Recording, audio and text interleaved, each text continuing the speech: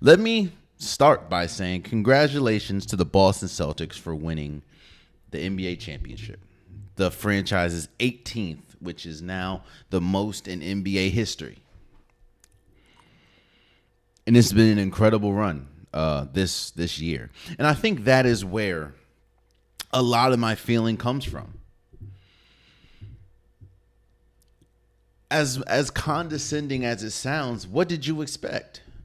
The Boston Celtics won 64 games or 60-something games this regular season. The Boston Celtics were allotted as the best team leaps and bounds. And rightfully so. They were. If you look on paper, the Boston Celtics had the best team in basketball. And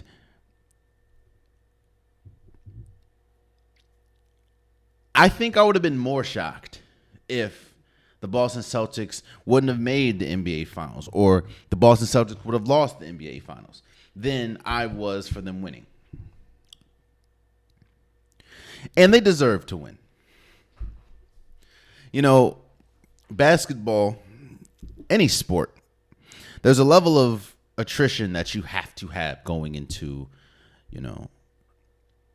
a series. Usually the healthiest team wins. And that is something that is going to follow this Boston Celtics team until they either, win back-to-back or they win again or something happens. They're going to say, and rightfully so, because I've been saying this as well, look at the journey that it took to get here. Look at the teams that they had to play in the playoffs and the health of those teams. And you're absolutely right. They did not play outside of the NBA Finals. They did not play a fully healthy team until they got to the finals. And obviously there's going to be people that talk about Luka Doncic and his injury or injuries and him laboring through. But in all intents and purposes, the Boston Celtics did not play a healthy team until they got to the finals. And that is obviously a criticism that could be had.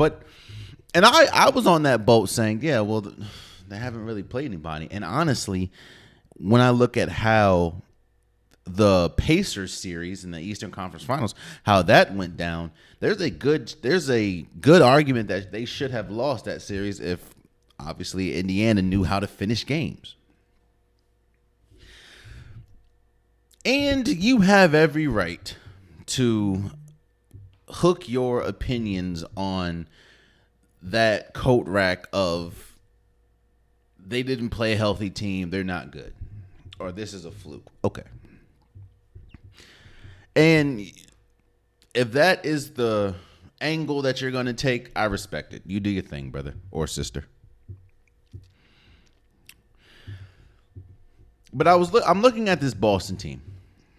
And I'm looking at the teams that weren't healthy. Obviously, the Miami Heat without Jimmy Butler and Terry Rozier and Josh Richardson. And I look at the Indiana Pacers without Tyrese Halliburton. I look at the Cleveland Cavaliers without Jared Allen, without Donovan Mitchell. And while not having those players was definitely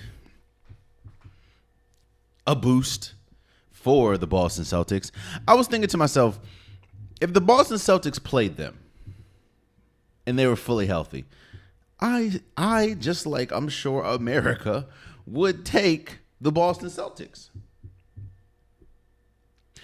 What we saw this year from the Boston Celtics is what a complete team looks like. And not just that, this is one of the rare occasions where we saw a team, a lineup. Let's just look at the starting lineup. We saw the starting lineup complement each other perfectly. I don't think those Golden State Warriors, the dynasty teams, I don't think they complemented themselves perfectly. They just had more talent than the others. Like, I don't think Kevin Durant complements Steph Curry as much as people think. They're just two historic players, and they were just better than the rest, along with Klay Thompson. Now, I do think Klay Thompson, Draymond Green, and Steph Curry complement each other, but that's 3 of the 5. I don't think those rosters complemented each other. They were just historically better. I don't think the Miami Heat, the Heatles, LeBron, D Wade, Chris Bosh, I don't think they complemented each other as much as, this Boston Celtics team. Obviously, they had LeBron James, who was the best player in the world. They had D Wade, who was great. Chris Bosh kind of glued everything together. But the whole roster didn't complement each other. When you look at this Boston Celtics team, shouts out to Jalen Rose. He tweeted this. He tweeted an old clip that he said a couple years ago, talking about this Boston Celtics team and what Jaylen Brown and Jason Tatum need, because there was a lot of people, including myself. So I'm not gonna say I'm better than anyone, I'm smarter than anyone. I was one of those people as well that thought that the ceiling for Jaylen Brown and Jason Tatum had been reached. And this was a couple years ago. I didn't think that we would see a championship out of Jason Tatum and Jaylen Brown, because they never really had a complementary roster outside of these last few years. They haven't, outside of these last, 2 years. They haven't really had outside of this last year, now I think about it, they haven't really had a complementary roster. They had a good roster. They didn't have a roster to complement them. But when you look now, and that's why I give all the praise in the world to Brad Stevens. When you look now and you look at this roster and you look at how the acquisition of Drew Holiday unlocks and allows Jaylen Brown to be Jaylen Brown and Jason Tatum to be Jason Tatum. And then you have Derek White, who's one of the most unselfish players, and all he really does is defend and shoot threes and just does the dirty work. And then on top of that, you lose Robert Williams, you struggle with height, and you have Al Horford, who's obviously up there in age. And you find a way to get Kristaps Porzingis, who found his defensive prowess in Washington. I can't say how much. I can't stress how much this Boston Celtics team is the motto of complete. Which goes back to the first point, as in we should have expected this.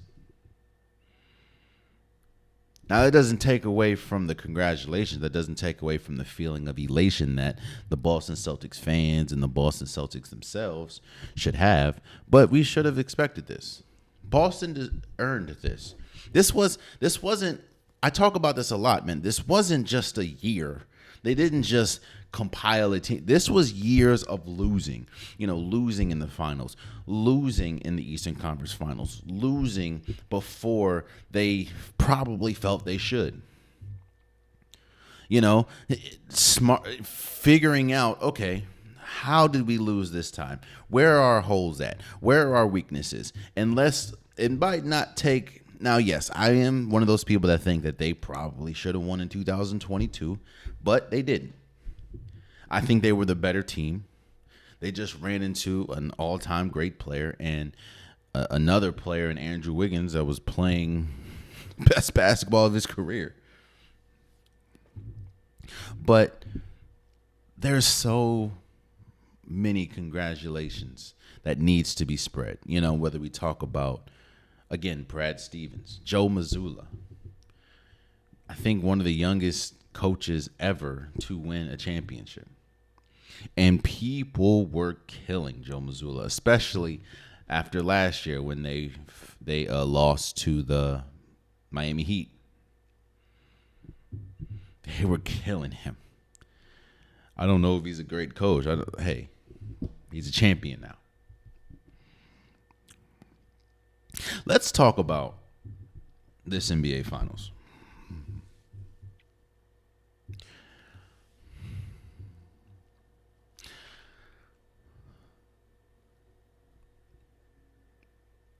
The Boston Celtics were clearly the better team.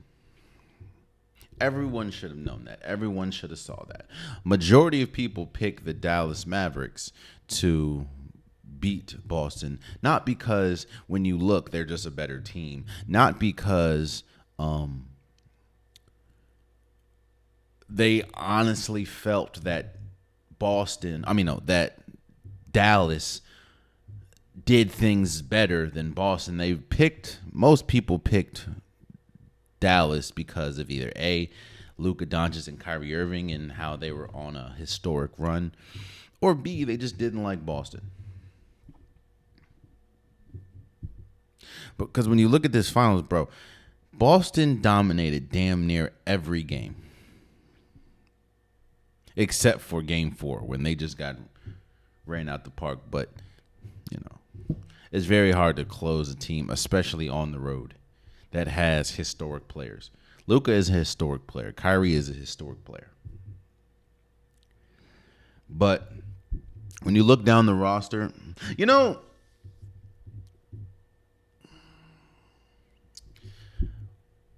one thing that I'm going to give Jason Tatum credit for, and I think that this is what essentially cost him the NBA Finals MVP. What I'm going to give him credit for is him understanding the moment and understanding, kind of like, I'm not going to go back to it, but kind of like, it's very hard for stars, it's very hard for good players to understand the situation. A lot of times, they just think their skill is what's going to get them over the top. Or they think because I'm here and because I was great last series or because I was important last series, that this is where it's going to be. That this is what they need from me. That's not true. One thing that is grossly under talked about is how every single Boston Celtic player knew their role and played their role to perfection, not just this entire playoff run, but the entire year. I questioned if Jaylen Brown can be a number one option. I put it in I had a reel about it. I put it in a clip. I wasn't sure if Jaylen Brown can be a number one option for a team. And as I sit here today, I still don't know if Jaylen Brown can be a number one option for a team and that team be, playoff bound or championship bound. I don't think so. But what Jaylen Brown has showed me is he, alongside of this entire Boston team, knows how to play their role. Which goes back to Jason Tatum.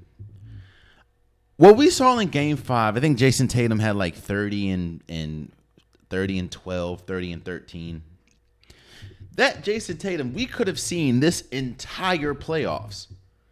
The entire narrative around Jason Tatum has been, he's been coasting this entire playoffs. And I don't think a lot of people really discussed how crazy that is. And not crazy in a bad way, crazy in a, that should show you how good this Boston Celtics team is. That their best player, their unequivocal best player, is able to coast and turn it on when he needs to in the playoffs. Again, maybe he wouldn't be able to coast if he played fully healthy teams, but I still don't think if any of the teams that he played, Cleveland, Indiana, or Miami, I don't think if any of them was healthy, they would have beat this Boston team.